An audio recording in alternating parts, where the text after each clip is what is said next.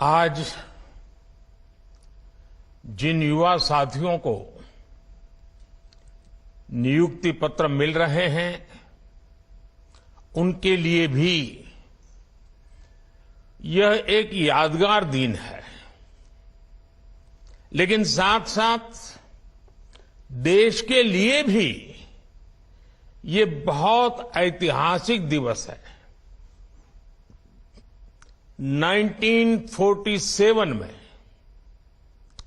आज के ही दिन यानी 22 जुलाई को तिरंगे को संविधान सभा द्वारा वर्तमान स्वरूप में स्वीकार किया गया था।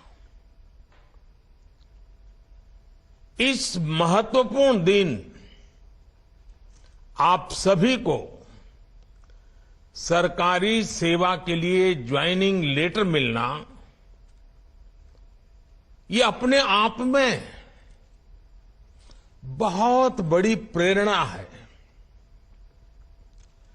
सरकारी सेवा में रहते हुए आपको हमेशा तिरंगे की आन बान शान बढ़ाने के लिए काम करना है, देश का नाम रोशन करके दिखाना है।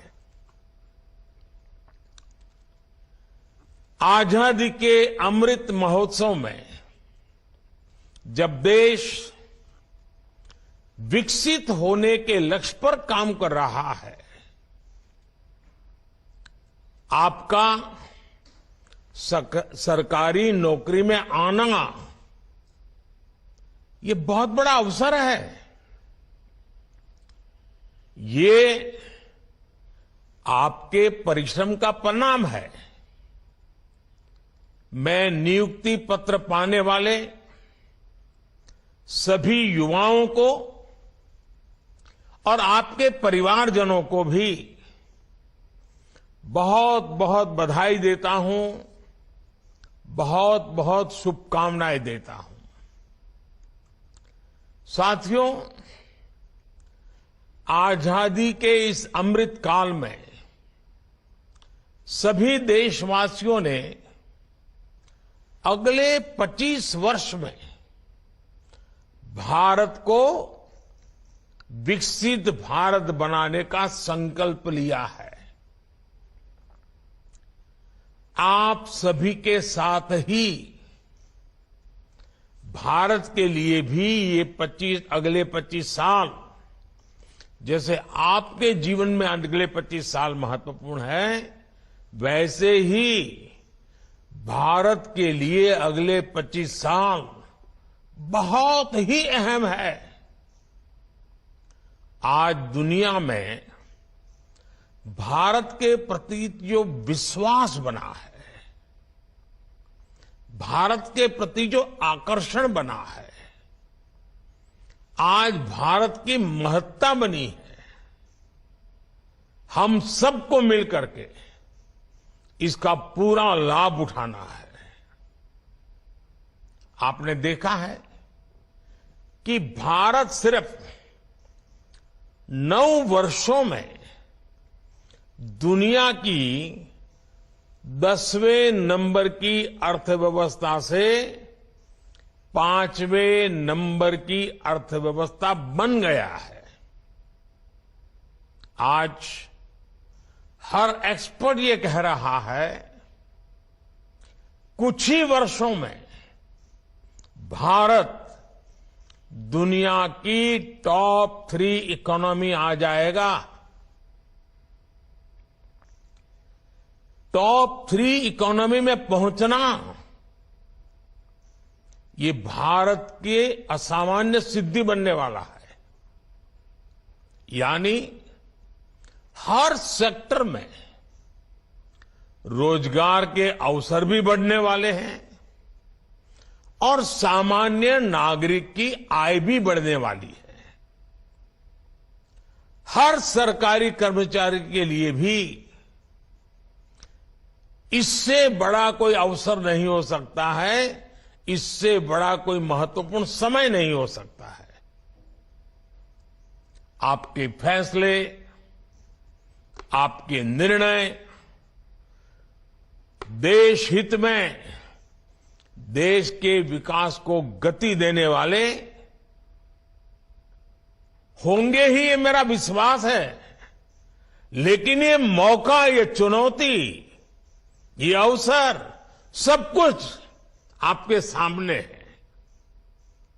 आपको इस अमृत काल में देश सेवा का बहुत बड़ा, वाकई बड़ा अभूतपूर्व अवसर मिला है। देश के लोगों का जीवन आसान हो, उनके जीवन से मुश्किलें समाप्त हो, ये आपकी प्राथमिकता होनी चाहिए।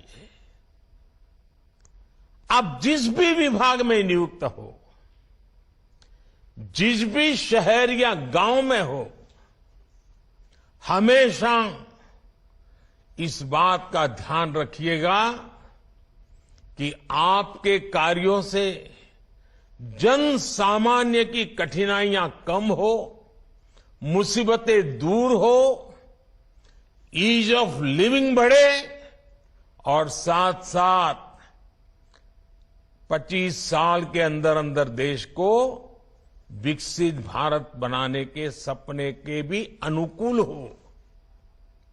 कई बार आपका एक छोटा सा प्रयास किसी के लिए कई महीनों का इंतजार समाप्त कर सकता है, उसका कोई बिगड़ा काम बना सकता है।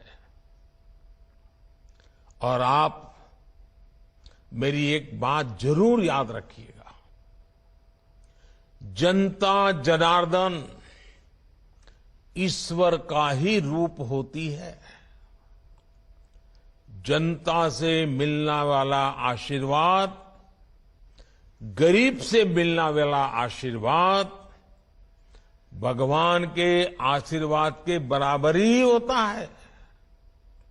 इसलिए आप दूसरों की मदद की भावना से, दूसरों की सेवा की भावना से काम करेंगे तो आपका यश भी बढ़ेगा और जीवन की जो सबसे बड़ी पूंजी होती है संतोष, वो संतोष वहीं से मिलने वाला है।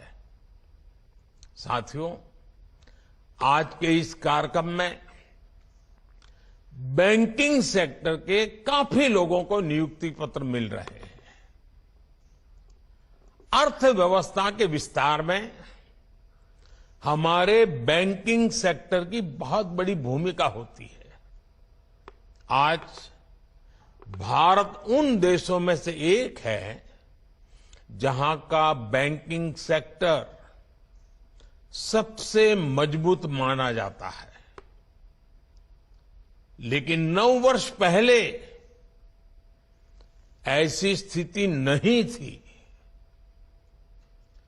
जब सत्ता का स्वार्थ राष्ट्रहित पर हावी होता है,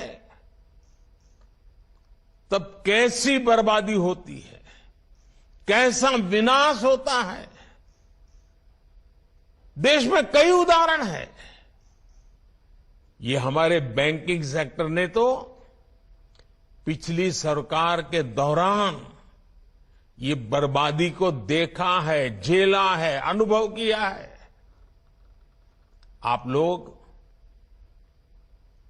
आजकल तो डिजिटल युग है, मोबाइल फोन से बैंकिंग का सेवाएं लेते हैं, फोन बैंकिंग करते हैं। लेकिन आज से 9 साल पहले जो सरकार थी ना, उस समय ये फोन बैंकिंग का कल्पना ही अलग थी, रिवाज ही अलग था, तरीके अलग थे, इरादे अलग थे। उस जमाने में, उस सरकार में ये फोन बैंकिंग मेरे आपके जैसे सामान्य नागरिकों के लिए नहीं था, देश के 140 करोड़ देशवासियों के लिए नहीं था।